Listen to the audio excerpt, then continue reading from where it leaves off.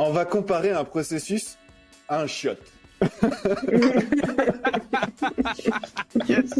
Donc dans les WC, t'as quoi? T'as de l'entrée, donc ce qui rentre dans les chiottes, hein, et t'as une sortie.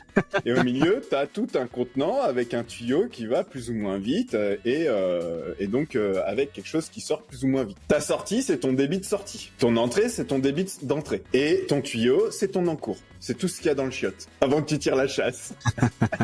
Si ton débit de sortie, il est plus faible que ton débit d'entrée, bah ton chiotte, il va se remplir jusqu'à déborder. Ça a déjà arrivé sûrement à tout le monde d'un jour de tirer la chasse et puis ça se vide pas. Non, je vais peut-être retirer la chasse pour faire en sorte qu'il y ait plus de volume et ça se vide.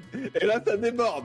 Bon, peut-être que c'est pas arrivé à tout le monde que ça déborde. En tout cas moi ça m'est jamais arrivé que ça arrive jusqu'à déborder. Mais bref, quand tu prends cette analogie, tu te dis je tire la chasse une fois, ça s'est rempli mais ça s'est pas complètement vidé. Et que là tu te dis je retire la chasse. En fait ça va déborder effectivement parce que finalement ton encours il a augmenté. Et ton débit de sortie, il a diminué quelque part, ce qui fait que finalement, quand on dit ça, c'est « Ok, je tire la chasse une première fois, mon volume il augmente, il descend pas. Si j'agis pas sur mon débit de sortie pour redonner le bon débit de sortie, si je retire la chasse, ça va déborder. » Alors que si j'agis, et c'est là où un bon indicateur, c'est quelque chose sur lequel on est capable d'agir. Et donc de suivre l'encours sur ton process, sur ton tuyau, sur ton chiotte, en fait, ça te permet de réagir avant que ce soit trop tard. Parce que ça, tu vois que ça augmente, tu dis « Ouh là là, attention, faut que j'agisse parce que si je retire la chasse, ça va déborder. »